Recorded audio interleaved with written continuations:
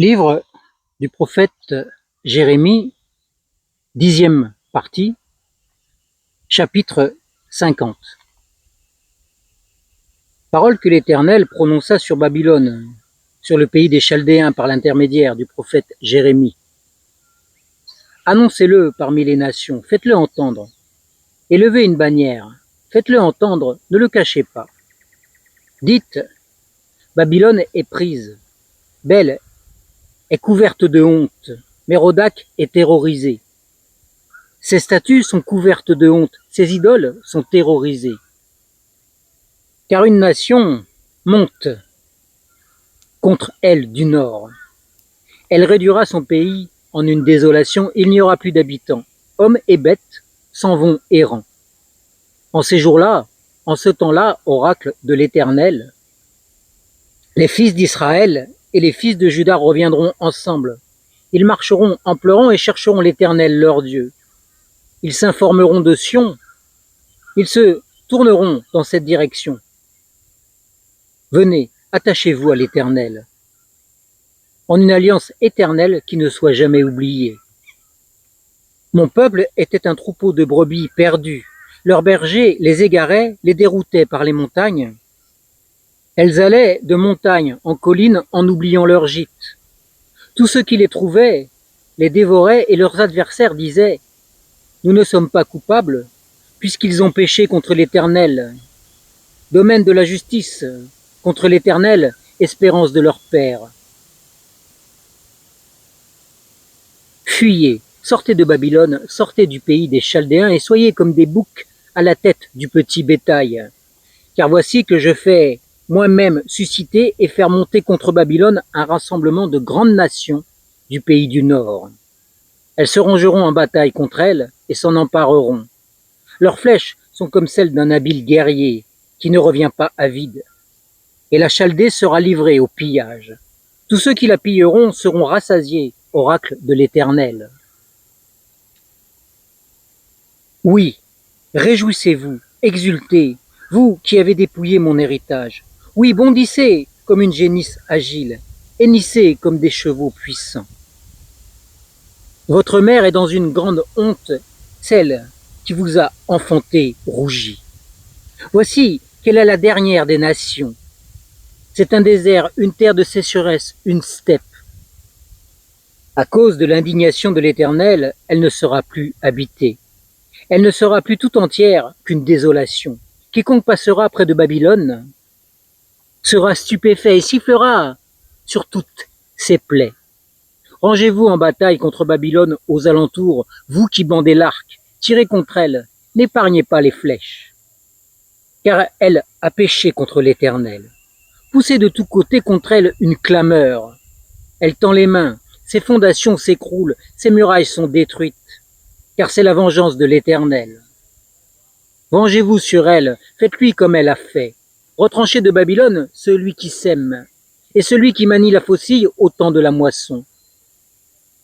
Devant l'épée de l'oppression, que chacun se tourne vers son peuple, que chacun fuit vers son pays. Israël est une brebis égarée que les lions ont chassée.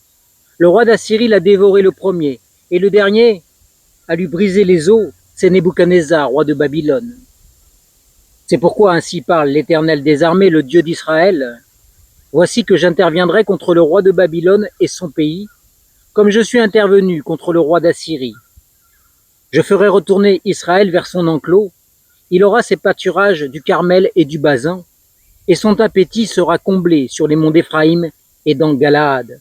En ces jours-là, en ce temps-là, oracle de l'Éternel, on cherchera la faute d'Israël, et elle n'existera plus, le péché de Juda, et il ne se trouvera plus, car je pardonnerai au reste que j'aurai laissé.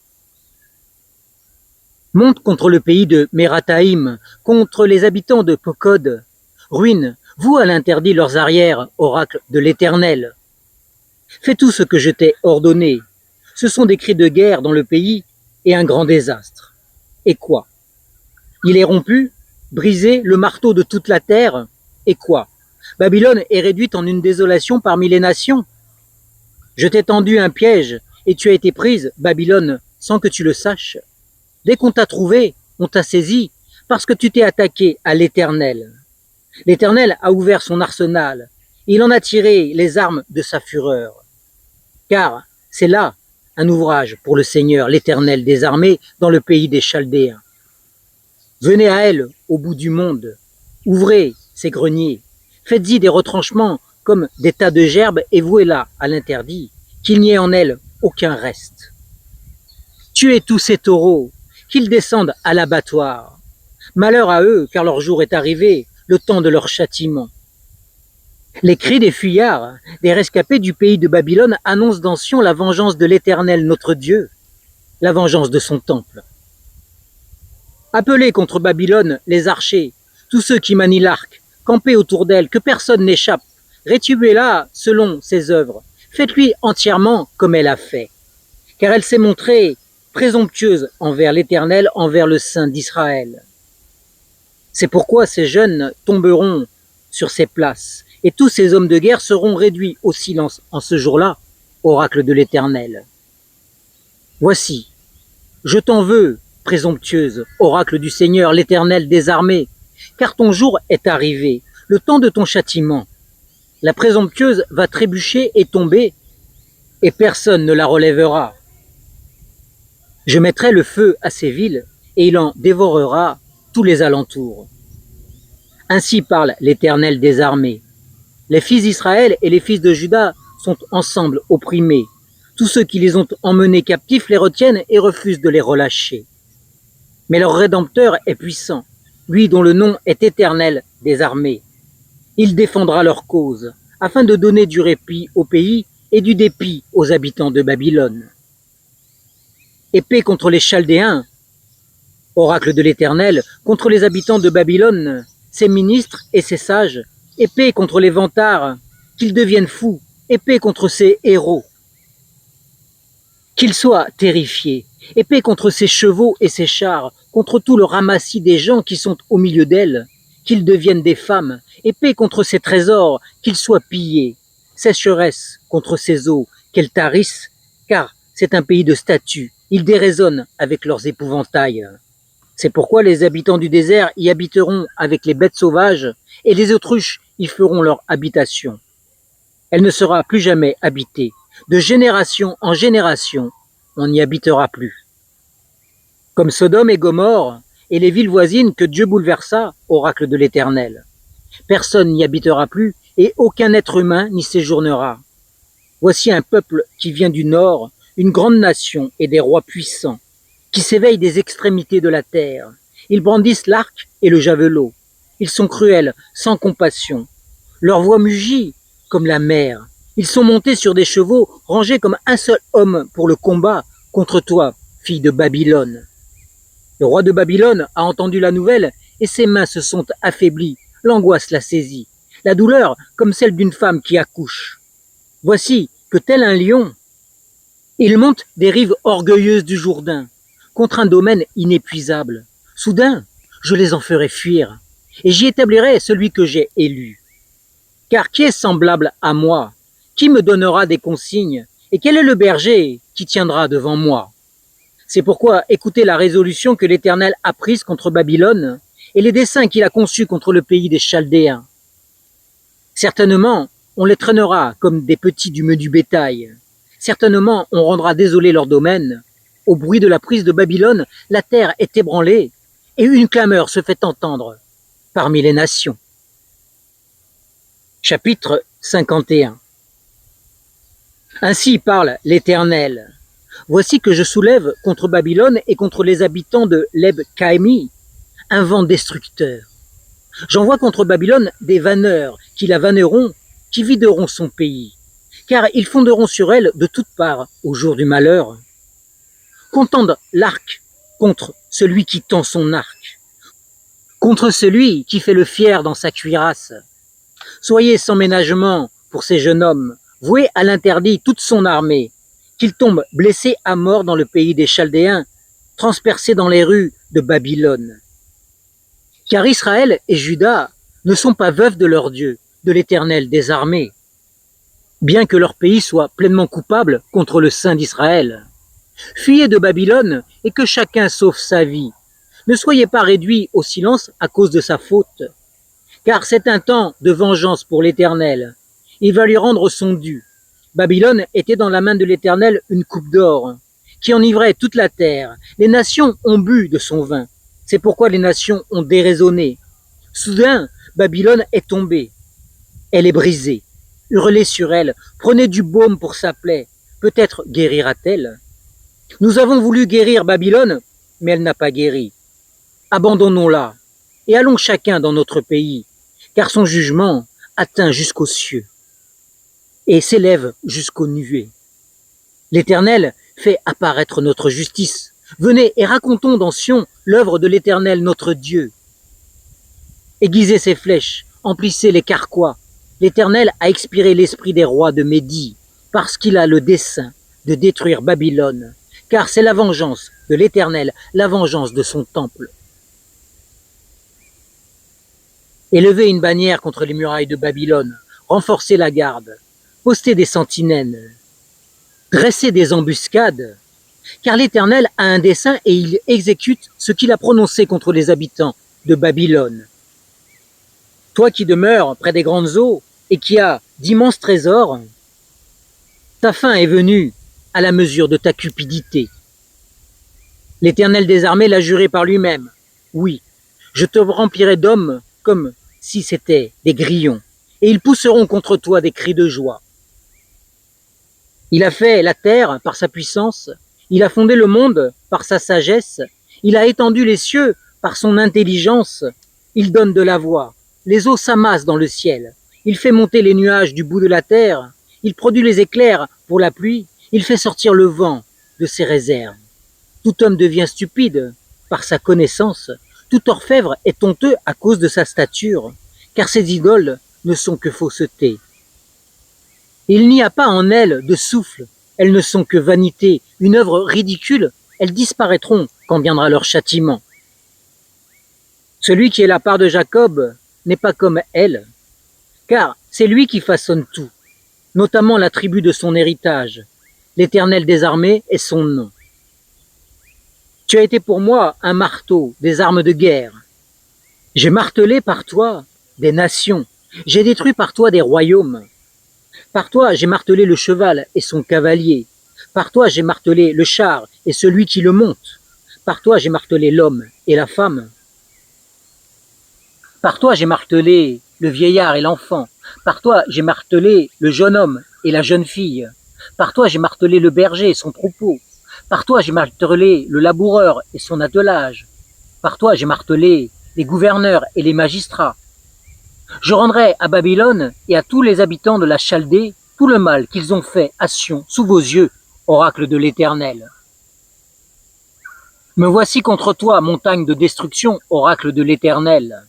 Toi qui détruisais toute la terre, j'étendrai ma main contre toi, je te roulerai du haut des rochers, je ferai de toi une montagne embrasée. On ne tirera de toi ni pierre d'angle, ni pierre de fondation, car tu seras à toujours une désolation, oracle de l'Éternel. Élevez une bannière dans le pays, sonnez du cor parmi les nations, consacrez contre elles des nations, appelez contre elles les royaumes d'Arara, de Mini et d'Ashkenaz, établissez contre elles des recruteurs, faites avancer les chevaux comme des grillons qui se hérissent. Consacrez contre elles des nations avec les rois de Médie, ses gouverneurs et tous ses magistrats et tous les pays sous leur domination. La terre s'est ébranlée, elle a tremblé, lorsque le dessein de l'Éternel contre Babylone s'est réalisé, faisant du pays de Babylone une désolation sans habitants. Les guerriers de Babylone ont cessé de combattre, ils sont restés dans les forteresses. Leur vaillance est oubliée, ils sont devenus des femmes. On a mis le feu à ses demeures, on a brisé ses verrous. Le coureur court à la rencontre du coureur, le messager à la rencontre du messager, pour annoncer au roi de Babylone que sa ville est prise d'un bout à l'autre, que les passages sont occupés, les marais embrasés par le feu et les hommes de guerre épouvantés. Car ainsi parle l'Éternel, des armées, le Dieu d'Israël. La fille de Babylone est comme une aire au temps où on la foule. Encore un instant, et le temps de la moisson sera venu pour elle. Nebuchadnezzar, roi de Babylone, m'a dévoré, m'a disloqué. Il a fait de moi un vase vide. Tel le dragon, il m'a englouti. Il a rempli sa panse de ce que j'avais de précieux, il m'a banni. Que la violence sur moi et sur ma chair retombe sur Babylone, dit l'habitante de Sion. Que mon sang retombe sur les habitants de Chaldée, dit Jérusalem. C'est pourquoi ainsi parle l'Éternel. Voici, je défendrai ta cause, j'exercerai ta vengeance. Je mettrai à sec la mer de Babylone, et j'assécherai sa source. Babylone sera un monceau de pierre, un repère de chacal, un objet de stupéfaction et de raillerie. Il n'y aura plus d'habitants. Ils rugiront ensemble comme des lionceaux. Ils gronderont comme de jeunes lions. Quand ils seront échauffés, je préparerai leur festin et je les enivrerai, pour qu'ils soient gais, qu'ils s'endorment d'un sommeil éternel et qu'ils ne se réveillent plus, oracle de l'Éternel. Je les ferai descendre comme des agneaux à l'abattoir, comme des béliers et des boucs. Et quoi? Sheshak est prise? La louange de toute la terre est enlevée? Et quoi? Babylone est devenue une désolation parmi les nations? La mer est montée sur Babylone, qui a été couverte par la multitude de ses flots? Ces villes sont devenues une désolation. C'est un pays de sécheresse, une steppe. C'est un pays où personne n'habite, où ne passe aucun être humain. J'interviendrai contre Bel à Babylone. J'arracherai de sa bouche ce qu'il a englouti, et les nations n'afflueront plus vers lui. La muraille même de Babylone est tombée. Sortez du milieu d'elle, mon peuple, et que chacun sauve sa vie. Loin de la colère ardente de l'Éternel, de peur que votre cœur ne faiblisse. Et que vous n'ayez à craindre les bruits qu'on entendra dans le pays. Car cette année, ce sera un bruit, et l'année suivante, un autre bruit. La violence sera dans le pays, et un dominateur s'élèvera contre un dominateur. C'est pourquoi voici que les jours viennent, où j'interviendrai contre les statues de Babylone, et tout son pays sera dans la honte. Tous ses morts tomberont au milieu d'elle. Sur Babylone retentiront les acclamations des cieux et de la terre et tout ce qu'ils renferment. Car du nord, les dévastateurs viendront sur elle, oracle de l'Éternel. Babylone aussi doit tomber, ô morts d'Israël, comme par Babylone sont tombés les morts de toute la terre. Rescapés de l'épée, allez, ne vous arrêtez pas. Au loin, souvenez-vous de l'Éternel et que Jérusalem est une place dans vos cœurs. Nous étions dans la honte quand nous entendions l'insulte. La confusion couvrait nos visages quand des étrangers sont venus dans le sanctuaire de la maison de l'Éternel. C'est pourquoi voici que les jours viennent, oracle de l'Éternel, où j'interviendrai contre ces statues, et dans tout son pays, les mourants soupireront. Quand Babylone s'élèverait jusqu'aux cieux, quand elle rendrait inaccessibles ses hautes forteresses, des dévastateurs viendront contre elle de ma part, oracle de l'Éternel. Un cri se fait entendre à Babylone, et un grand fracas du pays des Chaldéens, car l'Éternel dévaste Babylone, il en fait taire la grande voix. Ses flots mugissent comme de grandes eaux, qui donnent bruyamment de la voix. Oui, le dévastateur vient contre elle, contre Babylone. Ses héros sont pris, leurs arcs sont brisés, car l'Éternel est un Dieu qui sait rétribuer. Il rend à chacun son dû. J'enivrerai ses ministres et ses sages, ses gouverneurs, ses magistrats et ses héros. Ils s'endormiront d'un sommeil éternel, ils ne se réveilleront plus, oracle du roi dont le nom est l'Éternel des armées. Ainsi parle l'Éternel des armées. Les immenses murailles de Babylone seront complètement démantelées, ses hautes portes seront brûlées par le feu. Ainsi les peuples auront travaillé pour rien, les nations se seront fatiguées pour du feu. Ordre donné par le prophète Jérémie à Séraya, fils de Néria, fils de Masséia. Lorsqu'il se rendit à Babylone avec Sédécias, roi de Juda, la 4e année du règne de celui-ci. Or Séraya était premier chambellan. Jérémie écrivit dans un livre tout le malheur qui devait arriver à Babylone, toutes ces paroles qui sont écrites sur Babylone. Jérémie dit à Séraya, « Lorsque tu arriveras à Babylone, tu veilleras à lire toutes ces paroles, et tu diras, « Éternel, c'est toi-même qui as parlé sur ce lieu, pour qu'il soit retranché et qu'il ne soit plus habité ni par les hommes, ni par les bêtes, mais qu'ils deviennent une désolation pour toujours. Et quand tu auras achevé la lecture de ce livre, tu y attacheras une pierre et tu la jetteras au milieu de l'Euphrate. Puis tu diras, ainsi, Babylone sera submergée, elle ne se relèvera pas du malheur que j'amènerai sur elle. Ils tomberont épuisés. Là prennent fin les paroles de Jérémie. Chapitre 52. Sédécias avait 21 ans lorsqu'il devint roi et il régna 11 ans à Jérusalem. Le nom de sa mère était Amoutal, fille de Jérémie, de Libna. Il fit ce qui est mal aux yeux de l'Éternel en tout point, comme avait fait Jéhoïakim. Ces événements arrivèrent à cause de la colère de l'Éternel qui s'exerça contre Jérusalem et contre Juda au point de les rejeter loin de sa face. Or Sédécias se révolta contre le roi de Babylone. La 9e année de son règne, le 10e mois, le 10 du mois, Nebuchadnezzar, roi de Babylone, vint avec toute son armée contre Jérusalem. Ils campèrent devant elle, et l'on éleva tout autour d'elle des retranchements. La ville fut assiégée jusqu'à la 11e année du roi Sédécias. Le 4e mois, le 9 du mois, alors que la famine était forte dans la ville et qu'il n'y avait pas de pain pour les habitants du pays, une brèche fut faite à la ville. Et tous les gens de guerre prirent la fuite et sortirent de la ville pendant la nuit par le chemin de la porte entre les deux murailles, près du jardin du roi, tandis que les Chaldéens encerclaient la ville. Ils prirent le chemin de la Araba. Mais l'armée des Chaldéens poursuivit le roi et atteignit Sédécias dans la dépression de Jéricho, et toute son armée se dispersa loin de lui. Ils saisirent le roi et le firent monter vers le roi de Babylone à Ribla, dans le pays de Hamath. Et il prononça contre lui une série de jugements. Le roi de Babylone fit égorger les fils de Sédécias sous ses yeux. Il fit aussi égorger tous les ministres de Juda à Ribla. Puis il fit crever les yeux de Sédécias et le fit attacher avec des entraves de bronze. Le roi de Babylone l'emmena à Babylone. Il le mit en prison jusqu'au jour de sa mort. Le 5e mois, le 10 du mois, c'était la 19e année du règne de Nebuchadnezzar, roi de Babylone. Nebuzaradan, chef des gardes au service du roi de Babylone, vint à Jérusalem. Il brûla la maison de l'Éternel, la maison du roi et toutes les maisons de Jérusalem. Il livra au feu toute maison de quelque importance.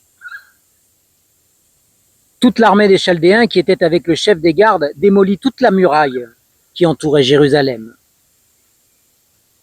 Nebuzaradan, chef des gardes, déporta une partie des indigents du peuple, le reste du peuple qui était demeuré dans la ville, ceux qui s'étaient rendus au roi de Babylone, et le reste des artisans.